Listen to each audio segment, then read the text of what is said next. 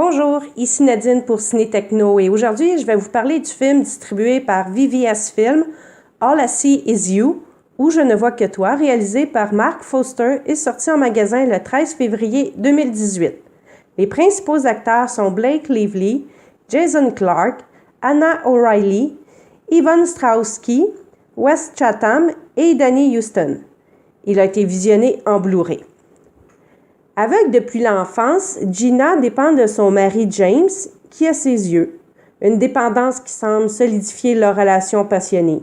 Lorsque Gina obtient la possibilité de recevoir une greffe de cornée qui pourrait lui rendre la vue, sa vie et sa relation sont bouleversées alors qu'elle découvre peu à peu d'inquiétants détails de son mariage et de sa vie à deux. Au départ, le synopsis du film est très attirant, ainsi que les deux principaux acteurs, soit Blake Lively et Jason Clarke, mais rapidement on se rend compte que le scénario est joué très mollement et sans conviction. Au début, on perçoit la vie comme Gina, c'est-à-dire avec une vision très floue, sans rien distinguer, à la merci de son mari et sans émotion. Mais lorsqu'elle retrouve enfin un peu la vue avec sa greffe, là, on a enfin droit à un 10 minutes d'émotion lorsqu'elle redécouvre enfin les couleurs, son appartement, les objets, tout ce qui est de la vie courante, bref. Mais par la suite, tout redevient interprété sans éclat. Et que dire de Jason Clarke? Du début à la fin, on n'y croit tout simplement pas.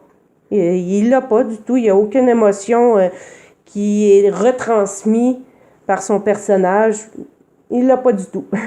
En plus, le réalisateur a décidé que l'action se déroulerait en Thaïlande. Pourquoi? Ça n'a aucun lien avec le film. De toute façon, on y voit presque juste des Américains. Alors, pourquoi? Aucune idée. Point positif, au moins, les paysages sont beaux et comme il a été visionné en Blu-ray, la qualité est bonne. Alors, si le film vous intéresse, vous pourrez le voir en anglais ou français en Dolby True HD 5.1. Le format est en panoramique 1080 HD 16:9 et il est sous-titré en anglais et français. Il n'y a pas de supplément.